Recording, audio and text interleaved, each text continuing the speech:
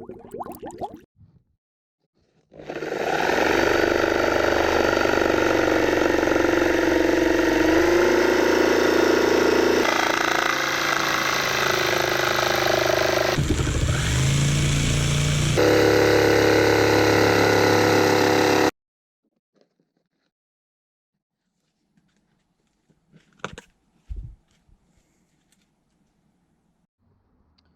so here's our plastic box that we chopped. I've got to make a base for that. So I bought one of these plastic bins from the local hardware store. This was only a few bucks. So what I'm probably going to do is just sit that on there, trace it out, cut it out with a jigsaw, and bada bing, done. Okay, let's do it. Okay, very rough outline. Get the jigsaw and I cut it. Okay, so I've cut my base. Fits on there pretty good. Same as on my one. I'm going to have to make a little bit to cover up that hole, but that's no dramas. So I think the idea now is just to get some glue on here, get some clamps, and let it go off overnight. And yeah, go from there. Right, let's do it.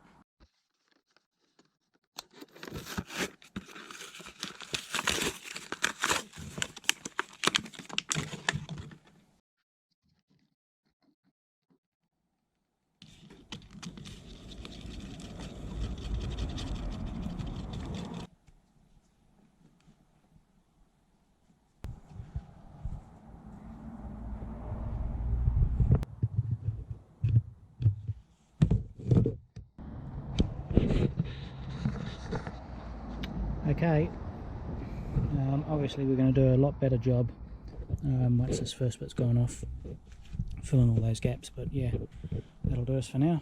Cool.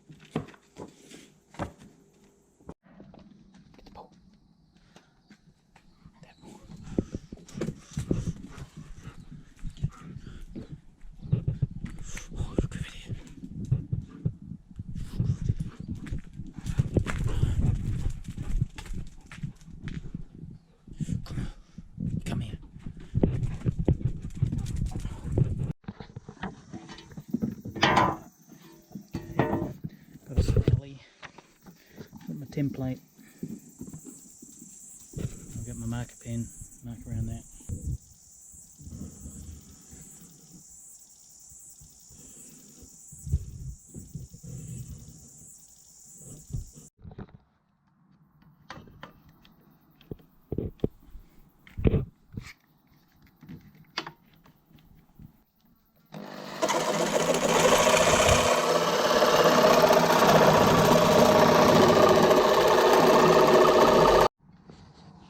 Okay, so I put an ever so slight bend in that end, and ever so slight bend in that end.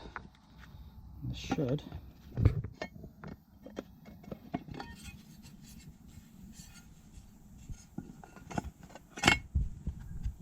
fit in there nicely. So I've just got to cut out where these mounting screws are going to go, drill those out. Yeah, all good. Okay, we have our holes drilled. I'm just going to file those out so they're slots, and just do some tidying up, filing around the edges.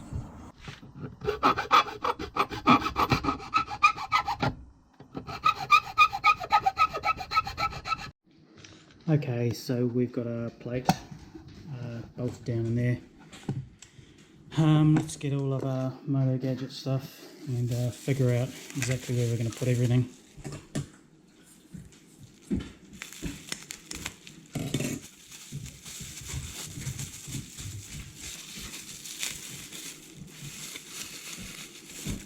So this is our breakout box. This is the breakout box A. Find somewhere to put that. Here's our M unit. Somewhere to put that. Here's our starter contactor relay solenoid. And here is our coolant temperature, which I'm hoping to fit in here as well. So I might have to cut this tag off here. Maybe even sit it that way. It would be nice to see what those terminals are. But we want to fix that in there. So it looks like we've got a fair bit of room, but it soon gets taken up real quick. So yeah, let's carry on.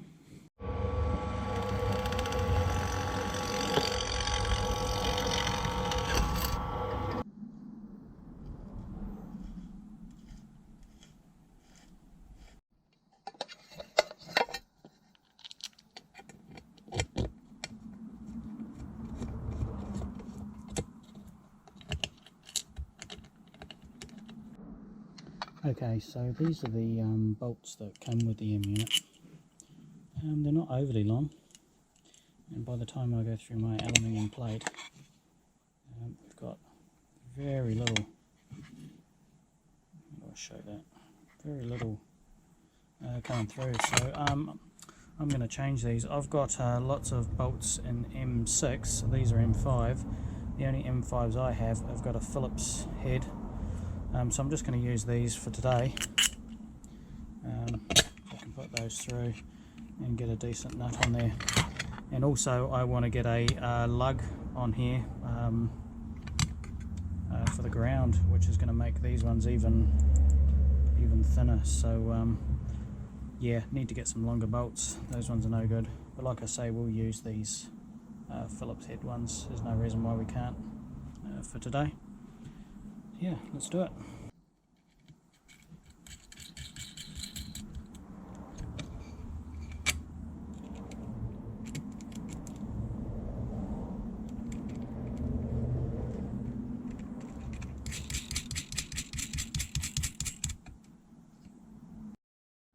Okay, so the next thing I want to mount is this breakout box. As you can see, the screw terminals are on the top here, so I don't want to mount this this way, because it's going to be really hard to get a screwdriver in there.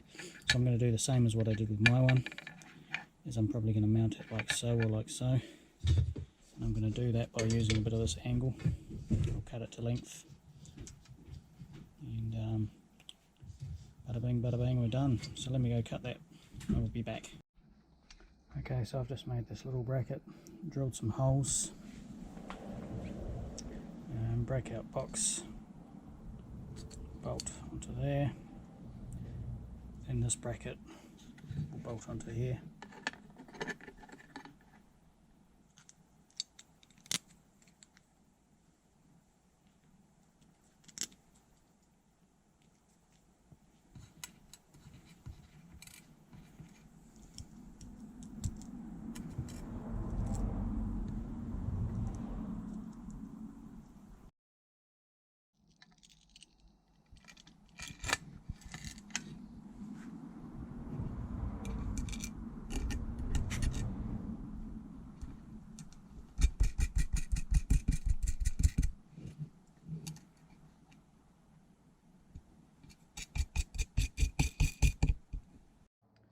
As for this one, I think I'm just going to cut this tab off and stick it down with some double-sided tape.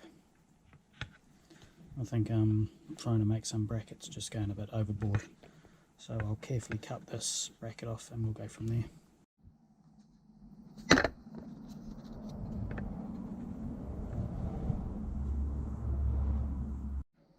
Okay, so now that we've got this stuff bolted on here, what we're going to look at doing is running some wires from the breakout box to the M unit, or from the M unit to the breakout box. So we've got this row of outputs here, and we've got a row of inputs here. So how it works is one of these outputs turns an input on, which sends a signal up the bus cable to the Motoscope Pro for whatever we're going to use. Now we've got fuel oil switch, turn right, turn left, high beam, neutral. We've got an error, I'm not sure what that one is, and then we've got the bus wire, a ground and a plus 12. So what we're going to wire up is we're going to wire up the turn right, turn left, high beam, and that's the ones we're going to come off of here. So we're just going to do some nice loops from the corresponding connectors here to the correct ones here. So let's go get some tiny cable, because that's all we really need, because it's just a signal, and we'll do that now. Cool. Okay, so these terminals here, they're super tiny, so you're probably going to have to go buy yourself a real fine tipped terminal screwdriver.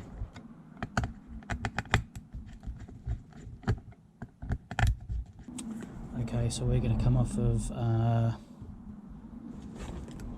turn right, which is the fourth one up. You come out of there.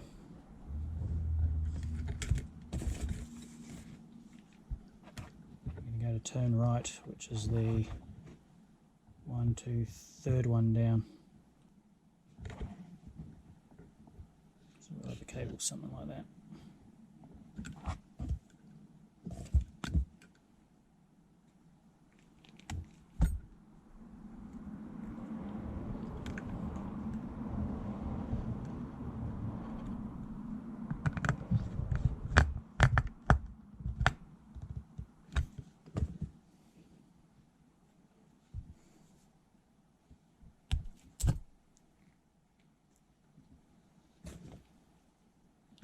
Turn right, one there. So we've got these little orange bits here on this connector. These actually release the spring, so you push these down, put your wire in, release, and your wire's in there. So we're going to be something like that.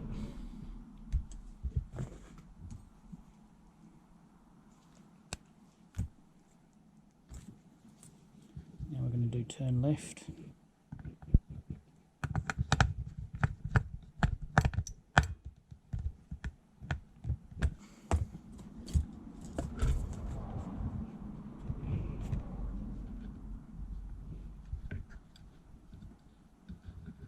Try and keep them both the same length.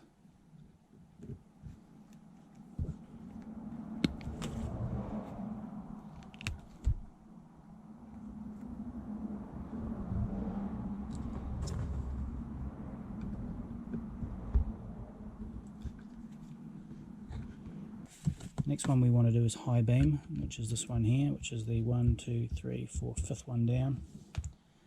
And the high beam corresponding one on here is this one here, which is the next one down from the indicator.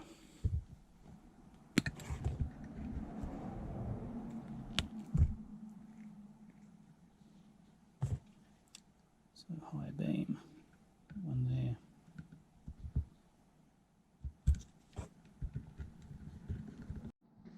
Okay, the next thing we're going to wire up is the controls for this relay here. Now we've got these two big massive terminals here. One of these is going to be straight from the battery, the other one goes to the starter motor.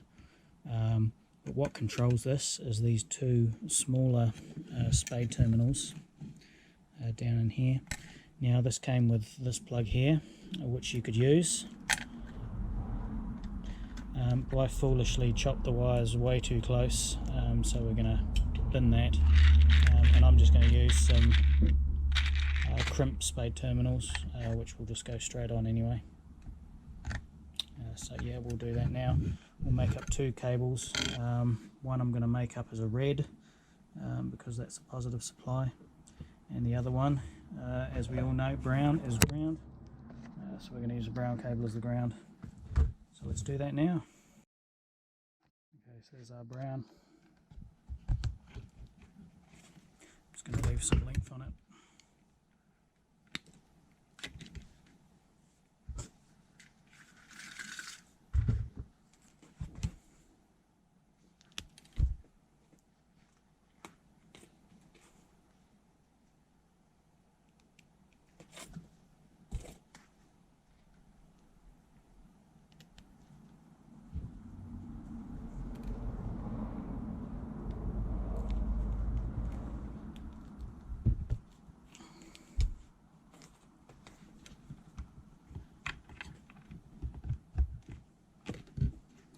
this red one is going to come from the start output, so I just need to make it long enough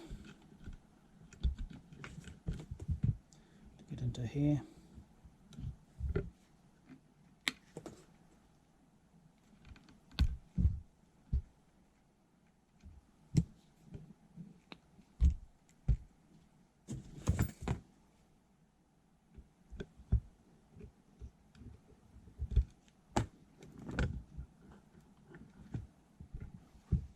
Ground one we'll sort out later, where I decide where I'm going to put all my grounds.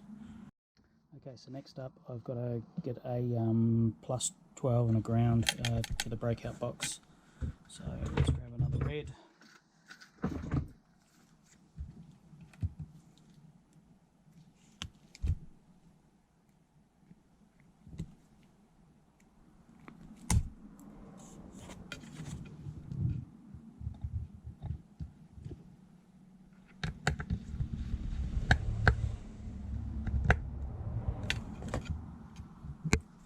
And we'll leave a little bit of length on that.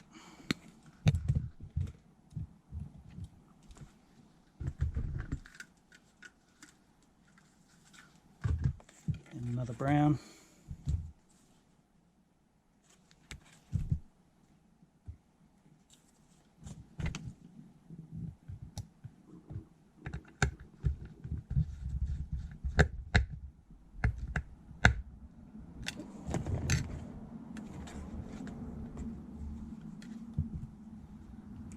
Length on that one as well.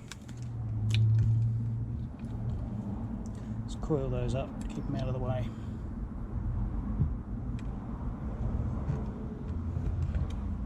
Okay, we're getting there. Okay, so I've just sat this thing back in here again, and just looking at the wiring diagrams. This is the temperature sensing unit here. Looks like terminal 31 is our ground. 31 is this bottom one here, which would relate to this one here. So I'm going to put another brown onto here and do that now.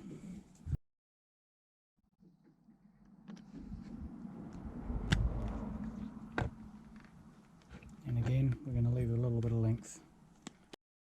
Okay, so back onto here, terminal A2, which is this bottom side one here. This goes off to our fan. This one here, 15, this is a positive supply which goes through the relay and feeds our fan. So I'm going to put a red onto this one. Now this number 9, this is also a positive supply, which will be one of these top small ones here. That is also a positive supply, so I can loop these two together and come off a positive supply. As you can see, it's a very tiny pin. I do have some smaller spade terminals, but not that small. I'll just see what I've got. Okay, these are my small ones. These are the 4.8mm ones. See how it goes on.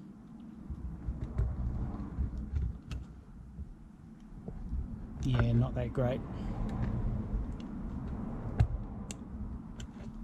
Not that great at all. So I think I'm going to try and find something next time I'm in town. If not, I'm just going to solder and heat shrink onto these ones. But for starters, I'm going to run a red onto this one here.